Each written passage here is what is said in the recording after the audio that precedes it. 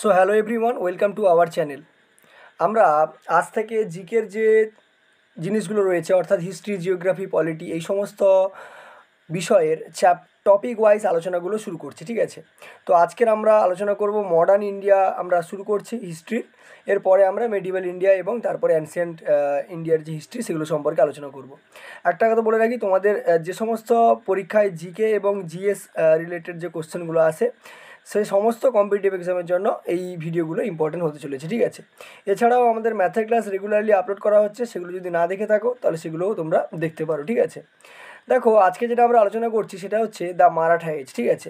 Actually তোমরা বইতে দেখবে যে আমরা যখন মডার্ন ইন্ডিয়া আলোচনা করি সেখানে এই যে মারাঠা এজের কথাটা যে বলা হচ্ছে, ঠিক আছে, এই মারাঠা এজটা, ঠিক আছে, অনেক সময় এটা মেডিভেল ইন্ডিয়ার একদম শেষের দিকে থাকে, অনেক বইতে আবার হচ্ছে মডার্ন ইন্ডিয়ার শুরুতে থাকে, ঠিক আছে? তো আমরা মারাঠা এজ থেকেই শুরু করছি। দেখো, মারাঠা এজের কথা যদি বলি, ঠিক আছে, মারাঠাদের কথা বলতে গেলে আমাদের প্রথমেই যেটা জানতে হবে যে মারাঠাদের হচ্ছে প্রথম যে যিনি হচ্ছে রাজা ছিলেন তিনি ছিলেন কে? শিবাজি, ঠিক আছে? মারাঠাদের প্রথম রাজা কে ছিলেন? না, শিবাজি, ঠিক আছে? এবারে শিবাজিকেই কি বলা হয়? আমাদের মারাঠা এম্পায়ার বা মারাঠা সাম্রাজ্যের প্রতিষ্ঠাতা বলা হয়, ঠিক আছে? ফাউন্ডার বা প্রতিষ্ঠাতা। তাহলে মারাঠা রাজ্যের বা মারাঠা সাম্রাজ্যের আমাদের প্রতিষ্ঠাতাকে না হচ্ছে শিবাজি। প্রথম কোশ্চেন তো এখান থেকে হয়ে গেল, ঠিক আছে? তিনি কত সালে জন্মগ্রহণ করেছেন এটা অতটা ইম্পর্টেন্ট নয়, তবু আমি বলে দিচ্ছি। তিনি 19শে ফেব্রুয়ারি 1630 খ্রিস্টাব্দে জন্মগ্রহণ করেন। কোথায় জন্মগ্রহণ করেন সেটা ইম্পর্টেন্ট। দেখো, ফোর্ট অফ শিবনেরি, ঠিক আছে? ফোর্ট অফ শিবনেরি মানে শিবনেরি যে দুর্গটা ছিল সেই দুর্গে কিন্তু ইনি জন্মগ্রহণ করেন, ঠিক আছে? তার বাবার নাম কি ছিল? তার বাবার নাম ছিল শাহাজি ভোসলে। তার বাবার নাম শাহাজি ভোসলে আর মার নাম ছিল জিজাবাই। আচ্ছা, এখানে একটা কথা বলে রাখি, এই শিবাজি কিন্তু আমাদের হচ্ছে মারাঠার একটা হচ্ছে ক্ল্যান ছিল, সেটা হচ্ছে ভোসলে ক্ল্যান। দেখো, তার বাবার নাম দেখতে পাচ্ছ শাহাজি ভোসলে। এই শিবাজি হচ্ছে ভোসলে ক্ল্যান যেটা ছিল, ঠিক আছে, ভোসলে ক্ল্যান, ঠিক আছে? ভোসলে ক্ল্যানের কিন্তু একজন হচ্ছে রাজা, ঠিক আছে? আচ্ছা, তিনি কিন্তু ছোট থেকেই এই যে ফোর্ট অফ শিবনেরিতে জন্মগ্রহণ করার পরে তিনি ছোট থেকেই তার মা অর্থাৎ জিজাবাইয়ের কাছে কিন্তু বড় হয়ে ওঠেন, যার ফলে জিজাবাইয়ের কিন্তু গুরুত্ব তার জীবনে অনেক বেশি, ঠিক আছে? আচ্ছা, তারপরে দেখো বলছে সম্রাট Ramdas was the teacher of শিবাজি, ঠিক আছে? এবারে মূলত এখানে যে তার যদি টিচারের কথা আমরা বলি, ঠিক আছে, তার কিন্তু দুজন টিচার ছিল, ঠিক আছে? একজন হচ্ছে দাদাজি কোনদেব, ঠিক আছে? একজন কে ছিল? একজন ছিল তোমার দাদাজি দাদাজি কোনদেব, ঠিক আছে? দাদাজি কোনদেব, দাদাজি কোনদেব, ঠিক আছে? দাদাজি কোনদেব একজন ছিল। আর একজন ছিল কে? আর একজন হচ্ছে তোমার যেটা এখানে বলা হয়েছে যে হচ্ছে সম্রাট রামদাস, ঠিক আছে? এই সম্রাট রামদাসকে গুরু রামদাসও বলা হয়। এবারে দেখো দুজনের কাজ কী ছিল, ঠিক আছে? দেখো, দুজনের কথা বলছি। একজন হচ্ছে দাদাজি কোনদেব আর একটা হচ্ছে গুরু রামদাস, ঠিক আছে? গুরু রামদাস, ঠিক আছে? দুজনের কথা যদি আমরা বলি, এই যে দাদাজি কোনদেব ইনি হচ্ছে আমাদের যে কি বলে হচ্ছে শিবাজি ছিল, সেই শিবাজিকে কি শিক্ষা দিত? না হচ্ছে সিভিল আর মিলিটারি অ্যাডমিনিস্ট্রেশন, ঠিক আছে? সিভিল আর মিলিটারি অ্যাডমিনিস্ট্রেশনের যে সমস্ত শিক্ষাগুলো হয় সেগুলো কে দিত? সেগুলো হচ্ছে আমাদের দাদাজি কোনদেব দিত, ঠিক আছে? আর গুরু রামদাস কে ছিল? গুরু রামদাস হচ্ছে তার ছিল স্পিরিচুয়াল হচ্ছে টিচার, ঠিক আছে? অর্থাৎ স্পিরিচুয়াল যে সমস্ত শিক্ষা সে সমস্ত গুরু রামদাস হচ্ছে কিন্তু তাকে দিত, ঠিক আছে? নেক্সট দেখো, যদি আমরা বলি গুরু রামদাস দিত। নেক্সট দেখো, শিবাজি হচ্ছে প্রথম দেখো হচ্ছে কল্যাণ, ঠিক আছে? কল্যাণ আর হচ্ছে জাবালি, ঠিক আছে? এই দুটো দুর্গ কিন্তু ক্যাপচার করেছিল 1656 সালে, ঠিক আছে? তারপরে দেখো যে মানে বিজাপুরের যে সুলতান ছিল তার একজন কমান্ডার ছিল আফজল খান। সেই আফজল খানকে ইনি কিন্তু হচ্ছে 1659 অর্থাৎ 1659 সালে মেরে ফেলেন, ঠিক আছে? কিসের সাহায্যে মেরেছিলেন সেটা একটু তোমাদের ক্ষেত্রে ইম্পর্টেন্ট হয়ে যায়। সেটা হচ্ছে টাইগার পস, ঠিক আছে? কী দিয়ে মেরেছিল? না হচ্ছে টাইগার পস, অর্থাৎ বাংলায় যাকে আমরা বলি বাঘনখ, ঠিক আছে? শিবাজি এই টাইগার পস দিয়ে কিন্তু আমাদের হচ্ছে আফজল খান, যিনি বিজাপুরের যে সুলতান ছিল তার কমান্ডার ছিলেন, তাকে হত্যা করেছিলেন, ঠিক আছে? এরপরেই কিন্তু হচ্ছে আমাদের যে সুলতান ছিল, সুলতান কিন্তু শিবাজিকে হচ্ছে ইন্ডিপেন্ডেন্ট হচ্ছে স্ট্যাটাসটা দিয়েছিল, ঠিক আছে? এরপরেই সে কী স্ট্যাটাস পেয়েছিল? না ইন্ডিপেন্ডেন্ট, অর্থাৎ সে যে স্বাধীন, এই হচ্ছে এই স্ট্যাটাসটা সে পেয়েছিল। কখন? না হচ্ছে যখন যখন বিজাপুরের যে সুলতান তার যে কমান্ডার আফজল খানকে তিনি হত্যা করেছিলেন 1659 সালে, তারপরে কিন্তু তিনি এই ইন্ডিপেন্ডেন্ট উপাধিটা পেয়েছিলেন। ঠিক আছে, নেক্সট দেখো, নেক্সট যে ঔরঙ্গজেব যখন তখন হচ্ছে মুঘলদের রাজা ঔরঙ্গজেব ছিল সম্রাট। ঠিক আছে, এই ঔরঙ্গজেব কিন্তু তোমার হচ্ছে এই যে শাহিস্তা খানকে নিয়োগ করেছিল, যিনি ছিলেন হচ্ছে গভর্নর। ঠিক আছে, গভর্নর ছিলেন, সেই শাহিস্তা খানকে নিয়োগ করেছিল কাকে হচ্ছে শায়েস্তা করার জন্য, না শিবাজিকে শায়েস্তা করার জন্য। ঠিক আছে, শিবাজি কিন্তু এই সময় কিন্তু এর কাছে পরাজিত হন। ঠিক আছে, শিবাজি পরাজিত হওয়ার পরে পুনা, ঠিক আছে, পুনা হচ্ছে শিবাজি মানে হেরে যায়। এছাড়াও অন্যান্য আরও হচ্ছে বিভিন্ন জায়গায় সে পরাজিত হয়েছিল। কিন্তু ঠিক তারপরেই কিন্তু ঠিক একদিন রাত্রেবেলা হচ্ছে এই শিবাজি কিন্তু অ্যাটাক করে। ঠিক আছে, শিবাজি কী করে, এই শায়েস্তা খানকে অ্যাটাক করে। ঠিক আছে, এই অ্যাটাকের পরে তিনি কিন্তু সুরাট আর হচ্ছে আহমেদনগর কিন্তু ক্যাপচার করেছিল। ঠিক আছে, কি বললাম বুঝতে পারলে? তাহলে প্রথমে হচ্ছে শায়েস্তা খান তাকে পরাজিত করে, তারপরে আমাদের হচ্ছে শিবাজি অ্যাটাক করে, অ্যাটাক করার পরে তার হচ্ছে যে সুরাত ছিল, ঠিক আছে, সুরাত আর হচ্ছে আহমেদনগর। ঠিক আছে, সুরাত আর হচ্ছে আহমেদনগর। ঠিক আছে, আহমেদনগর কিন্তু হচ্ছে তোমার হচ্ছে তোমার হচ্ছে শিবাজি কিন্তু পুনরায় আবার হচ্ছে ক্যাপচার করে ফেলেন। ঠিক আছে, তারপরে দেখো বলছে শিবাজি entered into a treaty of রাজা জয় সিং। আচ্ছা, রাজা জয় সিংকে না, এরপরে আবার কিন্তু ঔরঙ্গজেব রাজা জয় সিংকে নিয়োগ করেছিল শিবাজিকে শাস্তি দেওয়ার জন্য। ঠিক আছে, কিন্তু রাজা জয় সিং কিন্তু হচ্ছে পরাজিত হয়। ঠিক আছে, পরাজিত হওয়ার পরে ওনারা একটা সন্ধি করেন, কবে না হচ্ছে 11th জুন 1665, 1665 সালে একটা সন্ধি করেন, যেটা হচ্ছে ট্রিটি অফ পুরন্দর নামে পরিচিত। ঠিক আছে, এটা ভেরি ভেরি ইম্পর্ট্যান্ট। ঠিক আছে, ট্রিটি অফ পুরন্দর নামে পরিচিত। এবারে দেখো এই ট্রিটি অফ পুরন্দরের কিছু মানে শর্ত ছিল। ঠিক আছে, কী কী শর্ত ছিল দেখো সেটা একটু বলে দিই। এই যে ট্রিটি অফ পুরন্দরের কথা বলছি, এই ট্রিটি অফ পুরন্দরের বেশ কিছু শর্ত ছিল। কী শর্ত ছিল না হচ্ছে শিবাজির কাছে যে ফোর্টসগুলো ছিল, অর্থাৎ দুর্গগুলো ছিল, সেই ফোর্টসগুলো মুঘলদেরকে তিনি হচ্ছে কিছু ফোর্স হচ্ছে মুঘলদেরকে দিয়ে দেন। ঠিক আছে, শিবাজি। ঠিক আছে, আর আরেকটা জিনিস হয়েছিল, সেটা হচ্ছে শিবাজি হচ্ছে রাজি হয়েছিল মুঘলদের জন্য। ঠিক আছে, তাহলে এই সময় যে মুঘল যে সম্রাটরা ছিল তারা কিন্তু বিজাপুর আক্রমণ করছিল। ঠিক আছে, এই বিজাপুর যখন আক্রমণ করছিল, সেই বিজাপুর আক্রমণ করার সময় শিবাজি তাদেরকে হেল্প করবে বা সাহায্য করবে, সেই শর্তে হচ্ছে রাজি হয়েছিল। এটাই হচ্ছে পুরন্দরের সন্ধি। ঠিক আছে, তাহলে এটাই হচ্ছে কি পুরন্দরের কিন্তু সন্ধি। ঠিক আছে, চলে আসবো দেখো আমরা নেক্সট পেজে। ঠিক আছে, তাহলে মোটামুটি শিবাজি সম্পর্কে ধারণা পরিষ্কার হয়ে গেল। নেক্সট যেটা বলছে সেটা হচ্ছে, নেক্সট দেখো এই শিবাজি সম্পর্কে আরও কিছু তথ্য তোমরা জেনে নাও।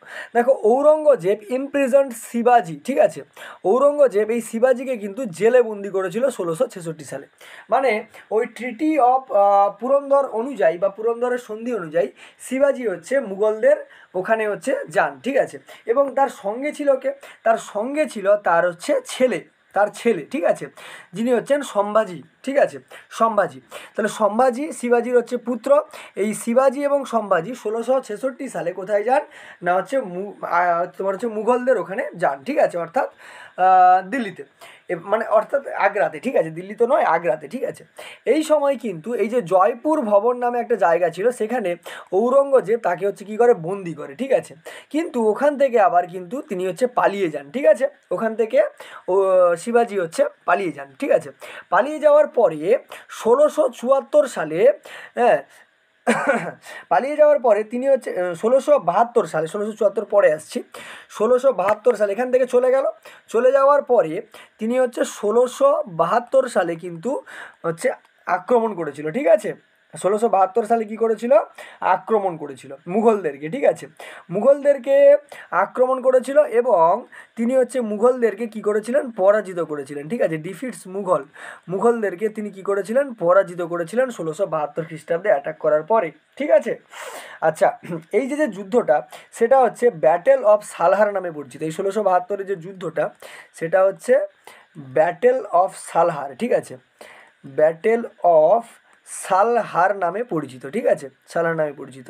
কে কে লড়েছিল না, এখানে হচ্ছে শিবাজি ছিল, ঠিক আছে, শিবাজি ভার্সেস হচ্ছে কারা ছিল, মুঘল, ঠিক আছে, শিবাজি ভার্সেস মুঘল, ঠিক আছে।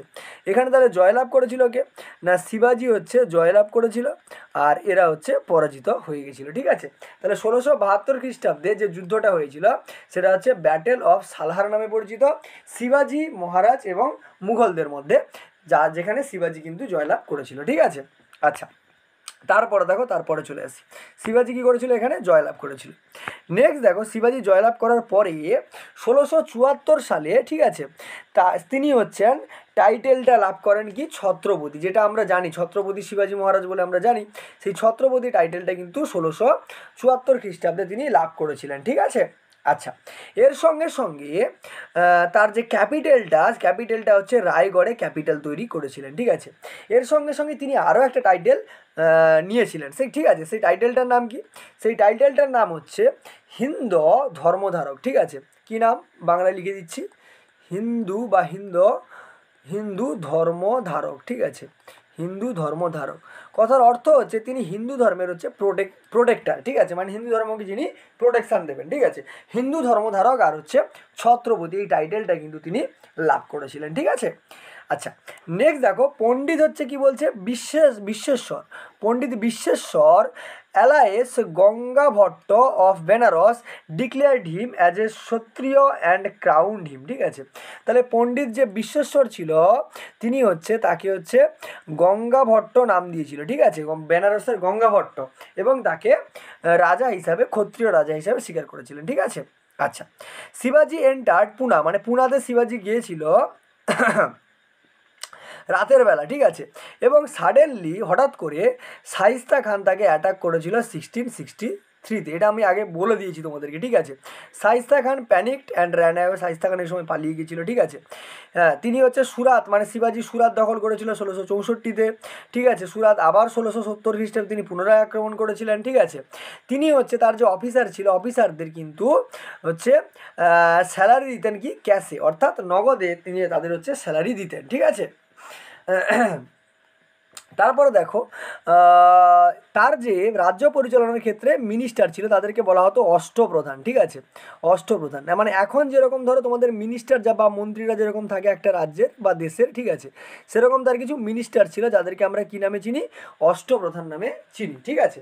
এবার এই অষ্টপ্রধানের মধ্যে নিশ্চয়ই তাহলে 8 জন ছিল, সেই 8 জন কে কে সেটা আবার একটু দেখে নাও, ঠিক আছে।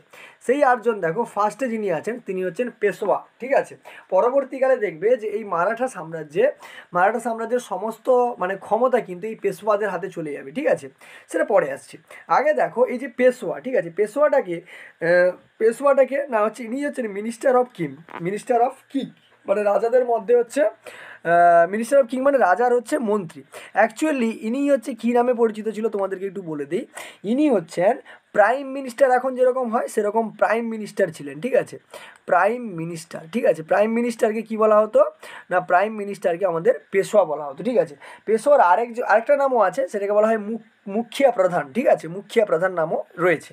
আচ্ছা, তারপরে দেখো অমাত্য, ঠিক আছে, অমাত্যটা হচ্ছে অমাত্যটাকে মজুমদারও বলা হতো, ঠিক আছে। দেখো, রেভিনিউ অ্যান্ড ফিনান্স মিনিস্টার মানে হচ্ছে অর্থমন্ত্রী যাকে বলে, একে হচ্ছে আবার মজুমদারও বলা হতো, ঠিক আছে।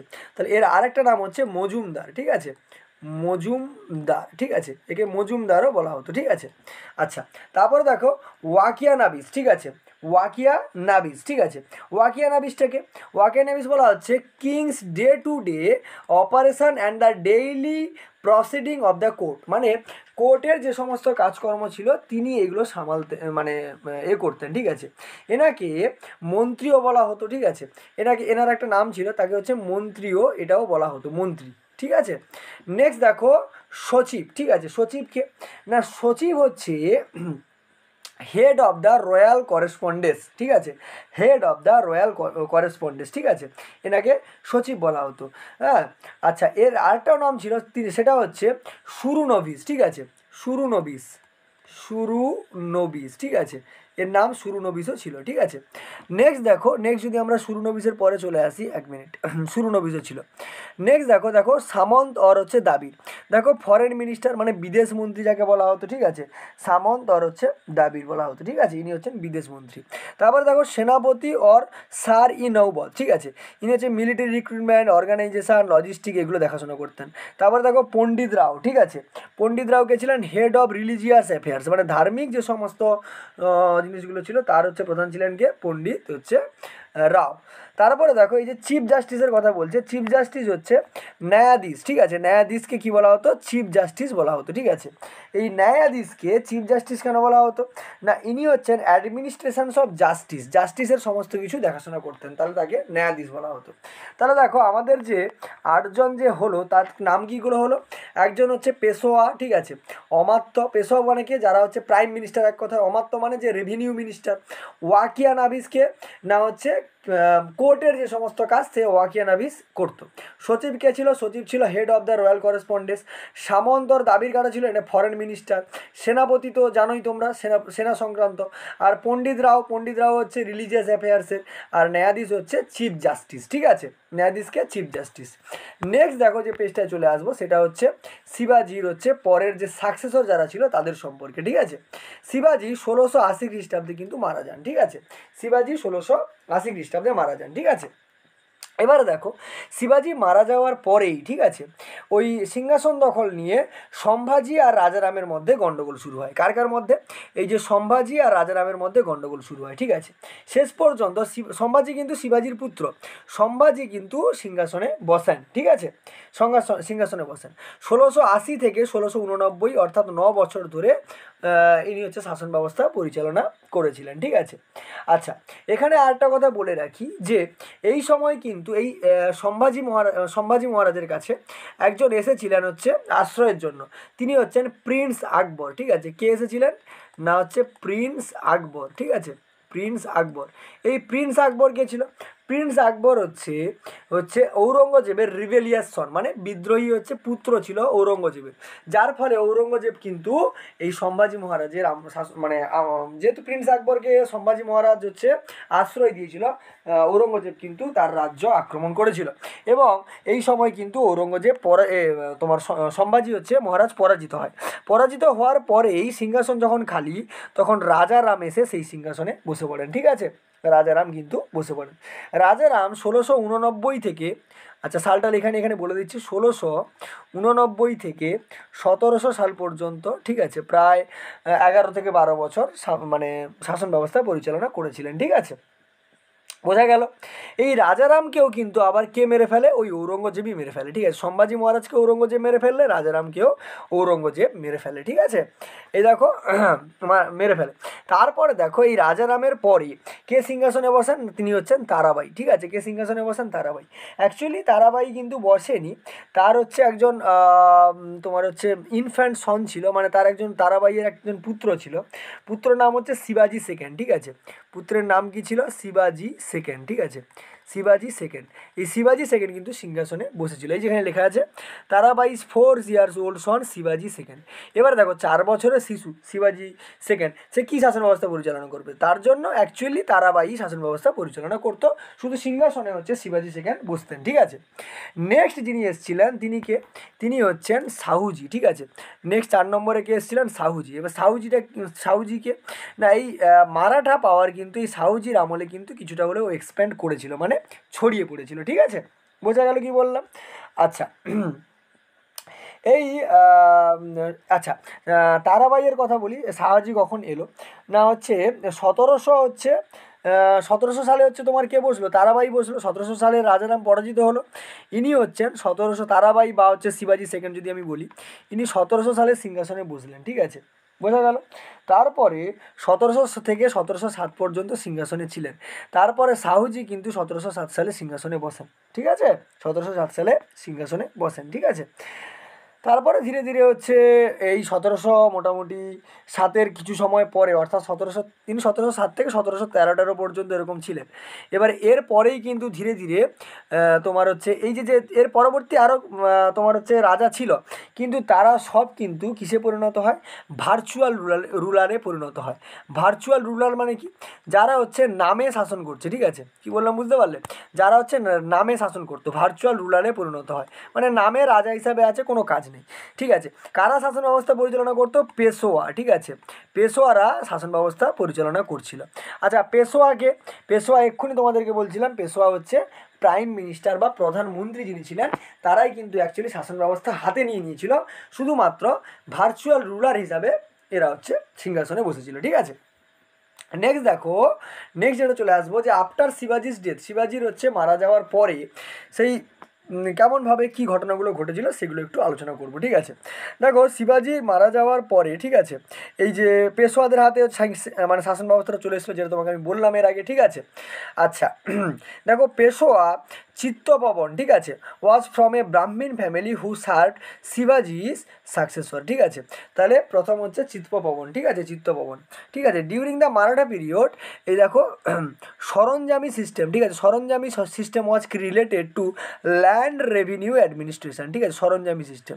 আচ্ছা, এখানে দেখো কিছু কিছু বলেছে, এই যে income of the land was determined by যে খাড়ি জারিফ, ঠিক আছে, এগুলো হচ্ছে যে কোনো একটা ভূমি যখন চাষ করতো কেউ, ঠিক আছে, তার যে রেভিনিউটা আসতো, সেই ইনকামটা তাকে খাড়ি আর হচ্ছে জারিফ নাম দেওয়া হয়েছিল, ঠিক আছে। তারপরে দেখো যেটা আমরা বলবো সেটা হচ্ছে চৌথ আর হচ্ছে স্বদেশমুখী কী, ঠিক আছে। দেখো, প্রথম কথা হচ্ছে যে শিবাজি মহারাজের আমলে যে শাসন ব্যবস্থা পরিচালনা করত, তখন যে জমিগুলো ছিল সেগুলো যারা চাষ করত, সেই চাষের হচ্ছে কি করা হতো, 1/4, ঠিক আছে, চৌদ মানে দেখো চতুর্থ, মানে 1/4 অংশ তাকে হচ্ছে কর বা খাজনা হিসাবে জমা দিতে হতো, ঠিক আছে। আর স্বদেশমুখী কি না, এই 1/4 অংশের ওপরে আরও হচ্ছে 10%, ঠিক আছে, মানে 1/10 বা 10% হচ্ছে কর দিতে হতো, যেটা স্বদেশমুখী নামে পরিচিত ছিল, ঠিক আছে। তাহলে চৌদ আর স্বদেশমুখী হচ্ছে কর ব্যবস্থা, যেগুলো হচ্ছে মারাঠা শাসনের আমলে মানে প্রচলন ছিল, ঠিক আছে। নেক্সট দেখো যেটা আসবো সেটা হচ্ছে পেশোয়া। এবারে পেশোয়ারা যারা ছিল সেই পেশোয়াদের সম্পর্কে আলোচনা করব। দেখো, পেশোয়া প্রথম যিনি ছিলেন তিনি দেখো বালাজি বিশ্বনাথ, ঠিক আছে, 1713 থেকে 1720, ঠিক আছে, বালাজি বিশ্বনাথ, ঠিক আছে। এবারে দেখো, Balaji Vishwanath was a famous as the second founder of Maratha empire. তাকে কি বলা হয়, তাকে হচ্ছে সেকেন্ড ফাউন্ডার বা হচ্ছে দ্বিতীয় প্রতিষ্ঠাতা বলা হয়, ঠিক আছে। কি বলা হয়, দ্বিতীয় প্রতিষ্ঠাতা। কেন দ্বিতীয় প্রতিষ্ঠাতা বলা হয়, দেখো একটা জিনিস খেয়াল করো না, শিবাজি মহারাজ ছিলেন প্রথম প্রতিষ্ঠাতা, এবারে শিবাজি মহারাজের পরে যে সাকসেসর বা তার পরবর্তী যে রাজারা ছিল তারা কিন্তু ভার্চুয়াল রাজাতে পরিণত হয়েছিল। অ্যাকচুয়ালি এই 1713 থেকে এই পেশোয়াদেরই মানে রাজ চলতো, তার জন্য একে সেকেন্ড ফাউন্ডার বা দ্বিতীয় প্রতিষ্ঠাতা কিন্তু বলা হয়, ঠিক আছে।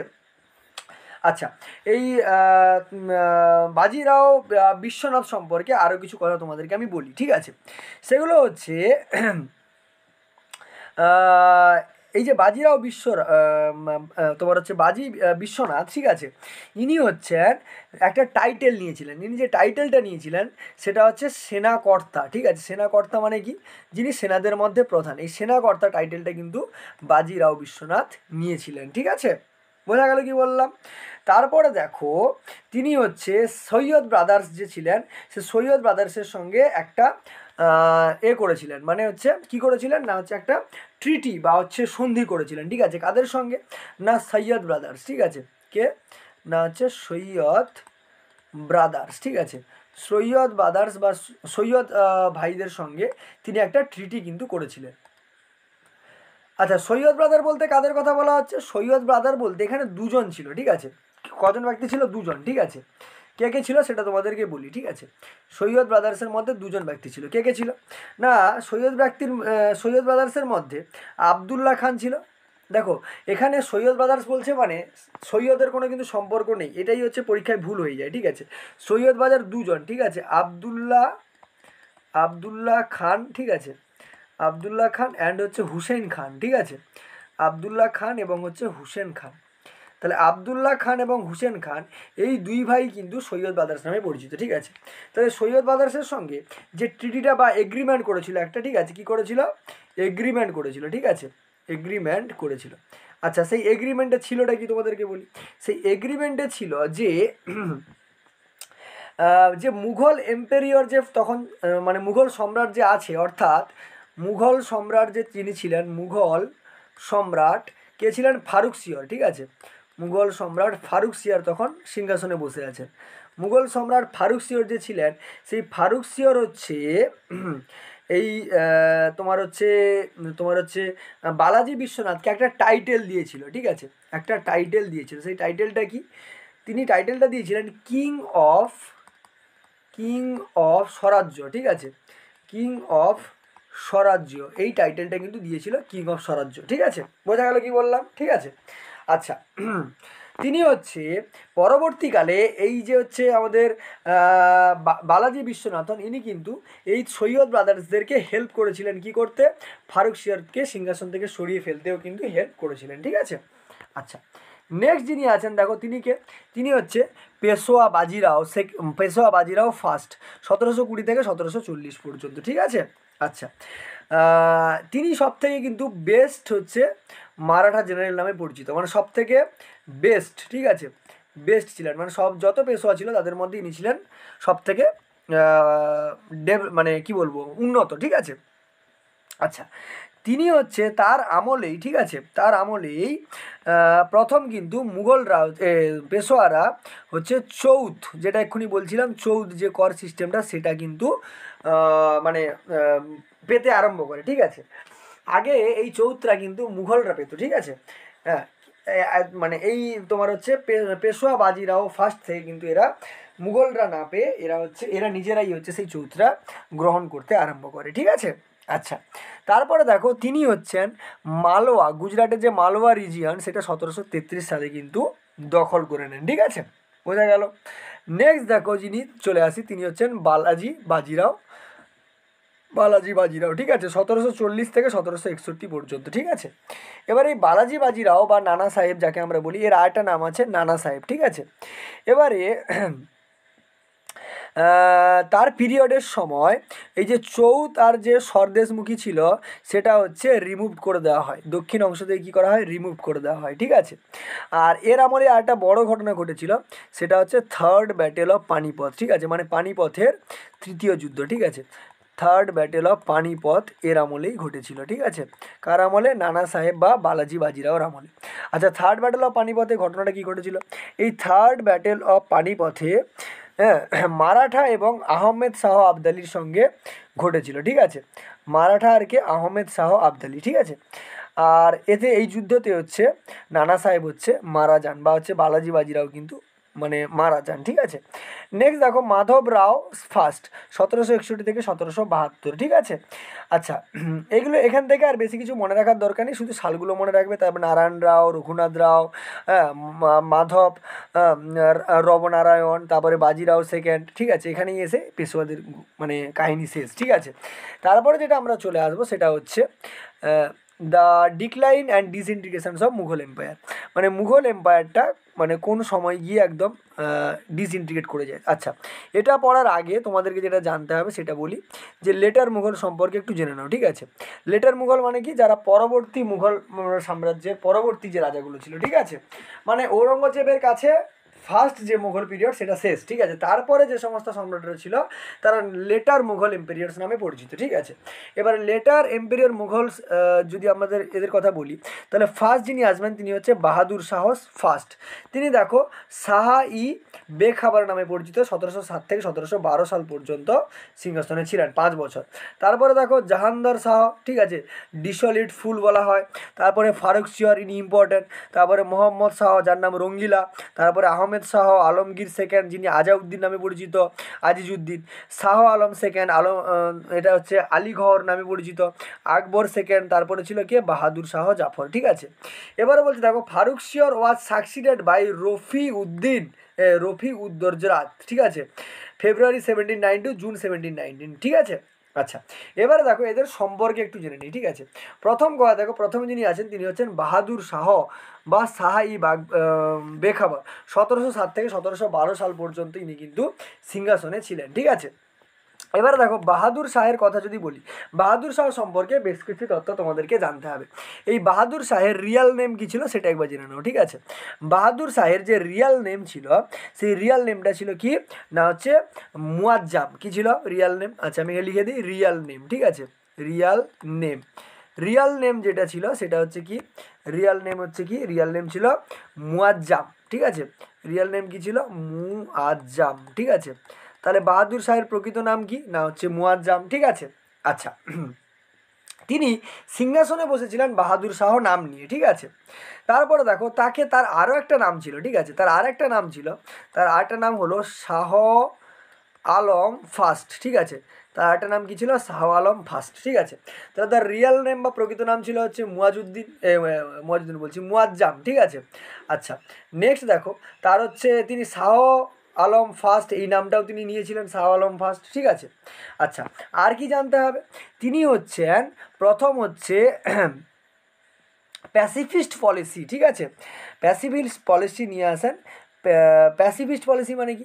প্যাসিফিস্ট পলিসি হচ্ছে এক ধরনের পলিসি, তুই নামটা শুধু জানলেই হবে, তোমাদের এত ডিটেলসে যাওয়ার দরকার নেই, যেহেতু এমসিকিউ টাইপ কোশ্চেন তোমরা করবে, ঠিক আছে। প্যাসিফিস্ট পলিসি নিয়ে আসেন, তার জন্যই তার নাম হয় কি শাহ বেখাবার, ঠিক আছে। শাহ বেখাবার, যতক্ষণ আমরা বলছিলাম যে তার একটা নাম হচ্ছে শাহ বেখাবার, সেটা হচ্ছে প্যাসিফিস্ট পলিসি নিয়ে এসেছিলেন বলে তার নামটা কি হয়েছিল না হচ্ছে শাহ বেখবর হয়েছিল, প্যাসিফিস্ট পলিসি, ঠিক আছে। প্যাসিফিস্ট পলিসি নিয়ে আসার জন্যই তার নামটা হয়েছিল শাহ বেখাবার, ঠিক আছে। আচ্ছা এনার সম্পর্কে আর কি জানতে হবে না, এনার সম্পর্কে আর জানতে হবে তিনি হচ্ছেন গুরু গোবিন্দ, ঠিক আছে, গুরু গোবিন্দ সিংয়ের সঙ্গে, হ্যাঁ, আর হচ্ছে ছত্রসাল, ঠিক আছে, এদের সঙ্গে কিন্তু পিস বা শান্তি স্থাপন করেছিলেন। কার সঙ্গে?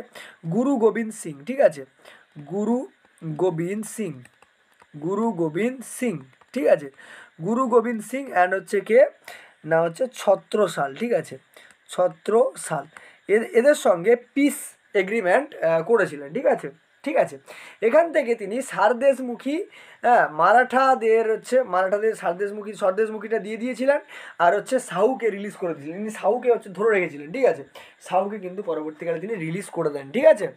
আচ্ছা তারপরে দেখো তারপরে এর সম্পর্কে যেটা মনে রাখতে হবে সেটা হচ্ছে কি না, তিনি হচ্ছে মারওয়ারের যে রাজা ছিল অজিত সিং, তাকে হচ্ছে ফোর্স করেছিলেন কিসের জন্য না, ফোর্স বলছি তাকে হচ্ছে প্রথম তো যে আমাদের যে মারওয়ারের যে রাজা ছিল অজিত সিং, ঠিক আছে, এই অজিত সিংকে তিনি হচ্ছে প্রথম কিন্তু আক্রমণ করার চেষ্টা করেন, তারপরে তাকে তিনি একটা উপাধি দেন, সেই উপাধিটা কি না, উপাধিটা হচ্ছে রানা অফ মেওয়ার, ঠিক আছে, রানা অফ মারওয়ার, ঠিক আছে, এই উপাধিটা দিয়েছিলেন, রানা অফ মারওয়ার, ঠিক আছে, এই উপাধিটা কিন্তু তিনি দিয়েছিলেন, রানা অফ মারওয়ার এই উপাধিটা দিয়েছিলেন, ঠিক আছে।